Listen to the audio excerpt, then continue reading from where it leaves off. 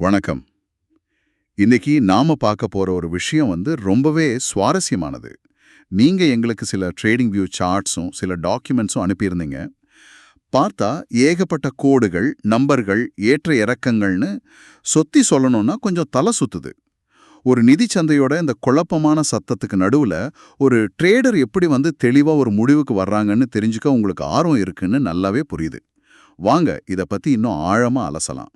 முதல்லயே சொல்லிடுறேன், இந்த ஆவணங்களோட நோக்கம் நாளைக்கு மார்க்கெட் ஏறுமா இறங்குமான்னு சொல்றது இல்ல. ஆமா, அது ஜோசியம் சொல்ற மாதிரி ஆயிடும். கரெக்ட். அதுக்கு பதிலா சந்தையோட ஒவ்வொரு அசைவையும் எப்படி ஒரு கட்டமைக்கப்பட்ட புரிஞ்சுக்கக்கூடிய அறிவா மாத்துறதுன்னு விளக்குறது தான். அதாவது அந்த சத்தத்துக்குள்ள ஒளிந்திருக்கிற ஒரு பேட்டர்னை கண்டுபிடிக்கிற மாதிரி. சரியா சொன்னீங்க. நம்மளோட நோக்கம் இங்கே கணிப்பதில்ல, புரிஞ்சுக்கிறது தான். வெறும் விலை தரவுகளை மட்டும் வச்சு முடிவெடுக்காம, இந்த அமைப்பு எப்படி அந்த எண்களுக்கு பின்னாடி இருக்கிற கதையை நமக்கு சொல்லுதுன்னு பார்க்க போறோம்.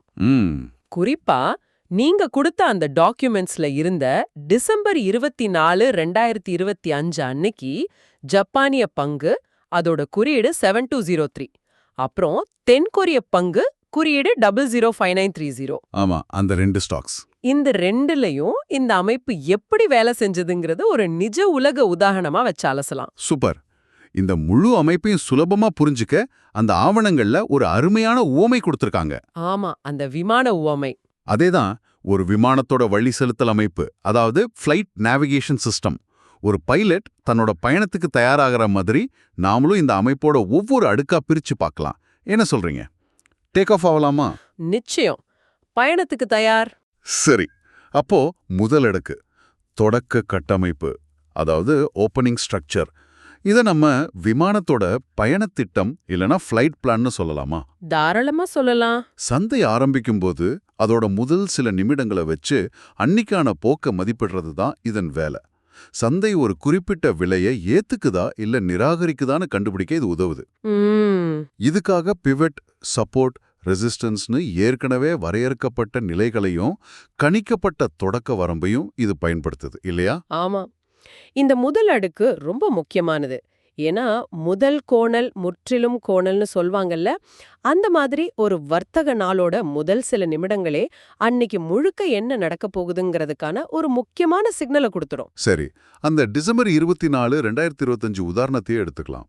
நீங்க அனுப்புன சார்ட்டை பார்த்தா ஜப்பானிய தென்கொரிய பங்குகள் ரெண்டுமே நல்ல கேப் அப்ல தொடங்குது. ஆமா, முந்திர நாள் முடிவடைஞ்ச விலைய விட ரொம்ப அதிகமான விலையில தொடங்குச்சு. சாதாரணமா இத பார்த்தா ஆஹா மார்க்கெட் புல்லிஷா இருக்கு வாங்கலான்னு தோணும் தானே?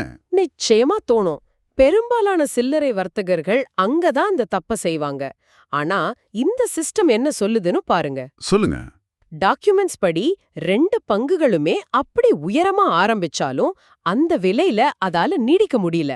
முக்கியமான பிவட், ரெசிஸ்டன்ஸ் நிலைகளுக்கு மேல தாக்குப்பிடிக்க முடியாம உடனே கீழே சரிய ஆரம்பிச்சது. ஓ, இது எப்படி இருக்குன்னா, விமானம் டேக் ஆஃப் ஆன வேகத்துல இன்ஜின்ல ஒரு கோளாறு வர மாதிரி.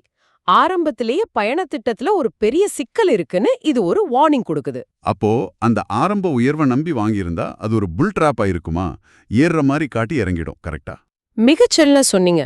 இந்த சிஸ்டத்தோட முதல் வேலையே அந்த மாதிரி உணர்ச்சி வசப்பட்ட முடிவுகள்ல இருந்து நம்மள காப்பாத்துறது தான். ஒரு நிமிஷம் நில்லுங்க, அந்த விலையில நிக்க முடியல, இது ஒரு பலவீனத்தின் அறிகுறின்னு உடனே எச்சரிக்குது. ஓகே, இப்ப புரியுது. நம்ம விமானத்தோட பயண திட்டத்துல கோளாறுன்னு அடுக்கே காட்டிடுச்சு. இப்போ விமானம் மேல போகுதா, கீழே வருதா, இல்ல ஒரே சீரா போகுதான்னு எப்படி தெரிஞ்சுக்கிறது? உங்க டாக்குமெண்ட்ஸ்ல பயாஸ் டேபிள்னு ஒன்னு பாக்குறேன். அதுல ஜப்பானிய பங்குக்கு ஸ்ட்ராங் பியரிஷ் -20ன்னு ஒரு ஸ்கோர் இருக்கு. அதுல -20 பரீட்சையில வாங்குற மார்க் மாதிரியா? ஹாஹா, கிட்டத்தட்ட அப்படிதான். இதுதான் நம்மோட இரண்டாவது அடுக்கு. இத விமானத்தோட தற்போதைய நிலையை காட்டுற கருவிகள்னு சொல்லலாம். ஒரு ஆல்டிமீட்டர், ஸ்பீடோமீட்டர் மாதிரி. நீங்க கேட்ட மாதிரி அந்த பயாஸ் ஸ்கோர் ஒரு பரீட்சை மார்க் மாதிரி தான். 0னா நியூட்ரல், அதாவது சந்தை எந்த பக்கமும் சாயாம இருக்கு. பிளஸ்ல போக போக சந்தையோட பெர்ஃபார்மன்ஸ் நல்லா இருக்கு, புல்லிஷா இருக்குன்னு அர்த்தம். அப்போ மைனஸ்ல போனா? மைனஸ்ல போக போக சந்தை பலவீனமா பேரிஷா இருக்குன்னு அர்த்தம். அப்போ -20ன்றது? -20ன்றது ஸ்ட்ராங் ஃபெயில்னு சொல்ற மாதிரி. சந்தை ரொம்ப பலவீனமா வலுவான பேரிஷ் கட்டுப்பாட்டுல இருக்குன்னு அர்த்தம். ஓ, இந்த ஸ்கோர் சும்மா அனுமானத்துல வர்றதில்ல.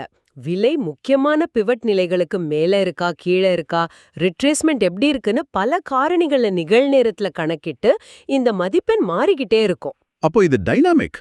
ஆமா, அதுதான். அன்றைய வர்த்தகத்துல நீங்க கொடுத்த ஆவணங்களின்படி 2 பங்குகளோட பயாஸ் நிலையும் நியூட்ரல்ல இருந்து பேரிஷுக்கு மாறி நாள் முழுக்க அப்படியே நீடிச்சது. இது ஆரம்பத்துல நாம பார்த்த பலவீனத்தை இன்னும் உறுதிப்படுத்தியது. அப்போ பயணத்திட்டம் கோளாறுன்னு மட்டும் அல்ல, விமானத்தோட இன்ஸ்ட்ருமெண்ட்ஸும் டேஞ்சர்னு அலர்ட் கொடுக்குது. இது சந்தைக்கான ஒரு வானிலை காற்றழுத்தமானி மாதிரி. கரெக்ட். வெறும் வெப்பநிலையை மட்டும் காட்டாம அழுத்தம், காற்றின் வேகம்னு பல விஷயங்களை வச்சு புயல் வரப்போகுதா இல்லையான்னு சொல்ற மாதிரி இருக்கு. அருமையான ஓமை. அதுதான் அதோட வேலை. வெறும் விலைய பார்க்காம சந்தையோட ஒட்டுமொத்த ஆரோக்கியத்தையும் ஒரே எண்ணில சொல்றது தான் இந்த பயாஸ் டேபிளோட சிறப்பு. சரி, ஃப்ளைட் பிளான்ல கோளாறு, இப்போதைய நிலையும் சரியில்லைன்னு தெரியுது. ஆனா சில சமயம் விமானம் சின்னதா ஒரு ஏர் பாக்கெட்ல மாட்டி குலுங்கிட்டு அப்புறம் சரியாகி மேல போகும் இல்லையா? நடக்கும். அது மாதிரி இது ஒரு சின்ன குழுக்கலா, அதாவது தற்காலிக சரிவா இல்ல உண்மையிலேயே விமான உயரத்தை இழந்து கீழே போயிட்டு இருக்கான்னு எப்படி உறுதி பண்றது? வித்தியாசம். இந்த இடத்துல தான் நம்மளோட 3வது அடுக்கு ரிட்ரேஸ்மெண்ட் சிக்னல்கள் உள்ள வருது. ரிட்ரேஸ்மெண்ட் சிக்னல்கள். ஆமா, இத விமானத்துல இருக்கிற கொந்தளிப்ப கண்டறியும் சென்சார்கள்னு சொல்லலாம். ரிட்ரேஸ்மெண்ட்னா என்ன, கொஞ்சம் சிம்பிளா சொல்ல முடியுமா? நிச்சயம். ரிட்ரேஸ்மெண்ட்னா ஒரு தற்காலிக பின்வாங்கல்.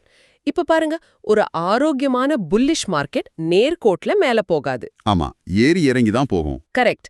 4 அடி மேல ஏறும், 1 அடி கீழே இறங்கும், அப்புறம் மறுபடியும் 5 அடி மேல ஏறும். அந்த 1 அடி கீழே இறங்குறது தான் ரிட்ரேஸ்மெண்ட். அது ஒரு ஆரோக்கியமான விஷயம்.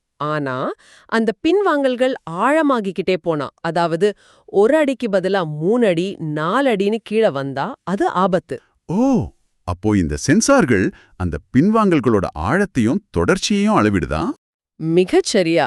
அந்த 2025ஆம் ஆண்டு ஆய்வின்படி ஜப்பானிய தென்கொரிய பங்குகள் 2லயுமே ரிட்ரேஸ்மெண்ட்கள் தொடர்ந்து அதிகரித்தனன்னு சொல்லியிருக்காங்க. எஸ்கலேட்டட் ப்ரோக்ரெசிவ்லி. ஆமா, அதாவது கீழ்நோக்கிய நகர்வுகள் படிப்படியா வலுவடைஞ்சது. இது ஒரு தற்காலிக சரிவில்ல, உண்மையான வீழ்ச்சின்னு உறுதிப்படுத்தியது. இந்த அமைப்பு இது வெறும் ஏர் பாக்கெட் இல்ல, 2 என்ஜினும் ஃபெயிலியர், நம்ம உயரத்தை இழந்துட்டு இருக்கோம்னு பைலட்டுக்கு தெளிவான சிக்னல் கொடுக்குது. புரியுது. இறங்குனது போதும், இனி ஏறும்னு நினைச்சு அவசரப்பட்டு வாங்குறதை இது தடுக்குது. ஆமா, அந்த தவறான திருப்ப அனுமானங்களை குறைக்க இது ரொம்ப உதவுது. அப்பா, இப்போ முழு படமும் கொஞ்சம் கொஞ்சமா தெளிவாகுது. தொடக்கத்திலே பலவீனம், பயாஸ் டேபிள் அதை உறுதி செஞ்சது. ரிட்ரேஸ்மெண்ட் சிக்னல்கள் இது தற்காலிகமானதில்ல, உண்மையான வீழ்ச்சின்னு ஆணித்தரமா சொல்லிடுச்சு. இவ்ளோ டேட்டா, நம்பர்ஸ், பயாஸ் ஸ்கோர்னு ஒரே குழப்பமா இருக்கு. இதெல்லாம் ஒரே பார்வையில சுலபமா புரிஞ்சிக்க வழியே இல்லையா? இருக்கு. அதுக்கு தான் நம்மளோட கடைசி 4வது அடுக்கு வருது. சிவப்பு மற்றும் பச்சை மேகங்கள், ரெட் அண்ட் கிரீன் கிளவுட்ஸ். ஆமா, சார்ட்ஸ்ல பார்த்தேன். இவ்ளோ சிக்கலான தரவுகளையும் எடுத்து பைலட்டுக்கு ஒரே ஒரு விஷயமா காட்டுற வானிலை ரேடார் மாதிரி இது. ஆனா இந்த மேகங்கள் வெறும் கலர் கோட்டிங் மாதிரி தானே தெரியுது. இதை மட்டும் நம்பி முடிவெடுக்க முடியுமா? நல்ல கேள்வி. ஆனா இந்த மேகங்கள் சும்மா அலங்கார நிறங்கள் இல்ல. முந்தைய 3 அடுக்குகளோட மொத்த தகவல்களையும், அதாவது பிவட்கள், பயாஸ் ஸ்கோர், ரிட்ரேஸ்மெண்ட் வலிமை, இதையெல்லாம் ஒருங்கிணைச்சு செயற்கை நுண்ணறிவு மூலமா தானா உருவாகுது. ஓ, அப்படியா? ஆமா, பச்சை மேகம்னா புல்லிஷ் கட்டுப்பாடு இருக்கு, வான்வழி தெளிவா இருக்கு, பயணத்தை தொடரலான்னு அர்த்தம். சிவப்பு மேகம்னா பேரிஷ் கட்டுப்பாடு இருக்கு, முன்னாடி பெரிய புயல் இருக்கு, ஜாக்கிரதையா இருங்கன்னு அர்த்தம். ஓ, அப்போ இதுக்கு பின்னாடி அவ்வளோ டேட்டா இருக்கா? ஆமா, பார்க்க எளிமையா இருந்தாலும் இதுக்கு பின்னாடி நிறைய கணக்கீடுகள் இருக்கு. அன்றைய நாள்ல ஜாப்பானிய தென்கொரிய பங்குகளோட சார்ட்ல நாள் முழுக்க சிவப்பு மேகங்கள் தான் நீடிச்சிருந்தது. இத நீங்க அனுப்புன வரைபடங்கள்ல தெளிவா பார்க்கலாம். ஆமா, பார்த்தேன். இது சந்தை பியரிஷ் கட்டுப்பாட்டுல தான் இருக்குங்கிறத ஒரு குழந்தைக்கும் புரியுற மாதிரி காட்சிப்படுத்துச்சு. நாள் முழுக்க ஒரு ட்ரேடருக்கு இது ஒரு நிலையான நினைவூட்டல். போக்கிற்கு எதிராக வர்த்தகம் செய்யாதே. பிரமாதம். இப்போ இந்த 4 அடுக்குகளையும் ஒன்னா சேர்த்து பார்க்கலாம். இது ஒரு துப்பறியும் கதை மாதிரி இருக்கு. சொல்லுங்க. 1, முதல் அடுக்கு, தொடக்க கட்டமைப்பு. இது குற்றத்திற்கான முதல் தடயத்தை கொடுக்குது. பயணத்திட்டத்துல ஒரு சிக்கல் இருக்குன்னு சொல்லுது. 2வது, பயாஸ் டேபிள். இது அந்த தடயத்தை உறுதி செய்யுது. சந்தேக நபர் இவர்தான் கை காட்டுற மாதிரி. சரி. 3வது, ரிட்ரேஸ்மெண்ட் சிக்னல்கள். இது தடயவியல் ஆதாரம், அதாவது ஃபோரென்சிக் எவிடன்ஸ் மாதிரி. சந்தேகத்தை ஆணித்தரமா நிரூபிக்குது. கரெக்ட். கடைசியா அந்த சிவப்பு மேகங்கள், இதுதான் நீதிபதியோட இறுதி தீர்ப்பு. குற்றம் நிரூபிக்கப்பட்டது, சந்தை பியரிஷ் அப்படின்னு சொல்ற மாதிரி. அருமையான தொகுப்பு. இதுதான் இந்த அமைப்போட முழுமையான பார்வை. ஒவ்வொரு அடுக்கும் அடுத்த அடுக்க உறுதி செஞ்சு ஒரு தெளிவான தர்க்கரீதியான கதையை உருவாக்குது. அதனாலதான் நான் ஆரம்பத்திலே சொன்னேன், இது ஜோசியம் சொல்ற கருவி இல்லன்னு. ஆமா, இதோட உண்மையான மதிப்பு சந்தையோட குழப்பமான விலை நகர்வுகளை ஒரு கட்டமைக்கப்பட்ட ஒழுங்குபடுத்தப்பட்ட கதையா மாத்துறதுல தான் இருக்கு. இது கணிப்பை விட தெளிவையும் ஒழுக்கத்தையும் பற்றியது. ஆமா, நீங்க அனுப்புன ஆவணங்கள்ல கூட இது முடிவெடுக்கும் ஆதரவுக்காகவும் அப்புறம் கல்வி நோக்கங்களுக்காகவும் வடிவமைக்கப்பட்டதுன்னு திரும்ப திரும்ப வலியுறுத்துறாங்க. நிச்சயமா இது ஒரு அதிநவீன வரைபடம் மாதிரி எங்க பள்ளம் இருக்கு எங்க மேடு இருக்குன்னு காட்டும். ஆனா வண்டியை ஓட்ட வேண்டியது நாம தான். இந்த சிஸ்டம் ஒரு கருவி. முடிவுகளை எடுக்கிறது அந்த ட்ரேடரோட பொறுப்பு. உணர்ச்சிகளை ஓரங்கட்டி தர்க்கத்துக்கு முக்கியத்துவம் கொடுக்க இது உதவுது. ஆமா, இந்த மாதிரி ஒரு நாள்ல தான் ஒரு அனுபவம் இல்லாத ட்ரேடர் விலை ஏறுதுன்னு சந்தோஷத்துல வாங்கி நாள் கடைசில பெரிய நஷ்டத்தோட முடிப்பாரு. இந்த சிஸ்டம் அந்த மாதிரி உணர்ச்சி வசப்பட்ட முடிவுகளை தடுக்கிற ஒரு கார்டியன் மாதிரி. நிதிச்சந்தைகளோட குழப்பத்துக்குள்ள இப்படி ஒரு அடுக்கடுக்கான அமைப்பு எப்படி ஒரு ஒழுங்கை கொண்டு வருதுன்னு இன்னைக்கு ரொம்ப தெளிவா புரிஞ்சுக்கிட்டோம். ஒரு குறிப்பிட்ட வர்த்தக நாளை உதாரணமா வச்சு தொடக்க திட்டத்திலிருந்து தற்போதைய நிலையை மதிப்பிடுறது, போக்கோட வலிமையை சோதிக்கிறது, கடைசியா அதை ஒரு எளிய காட்சியா பார்க்கறது வரைக்கும் இது ஒரு முழுமையான அணுகுமுறையா இருக்கு. இந்த ஆழமான அலசல் உங்களுக்கு ரொம்ப பயனுள்ளதா இருக்கும்னு நம்புறோம். நாம இப்போ அலசி பார்த்த இந்த அமைப்பு முழுக்க முழுக்க கடுமையான விதிகள் அப்புறம் தரவுகளோட அடிப்படையில செயல்படுது. மனித உணர்ச்சிகள், தனிப்பட்ட கருத்துக்கள், ஒரு தலைப்பட்சமான முடிவுகள்னு எதையுமே இது உள்ள அனுமதிக்காது. இது உங்க மனசுல ஒரு முக்கியமான கேள்வியை எழுப்பலாம். என்ன அது? தரவுகளும் அல்காரிதம்களும் ஆதிக்கம் செலுத்துற இந்த உலகத்துல முடிவெடுக்கிறதுல மனித உள்ளுணர்வுக்கு, அதாவது ஹியூமன் இன்ட்யூஷனுக்கு என்ன பங்கு இருக்கு?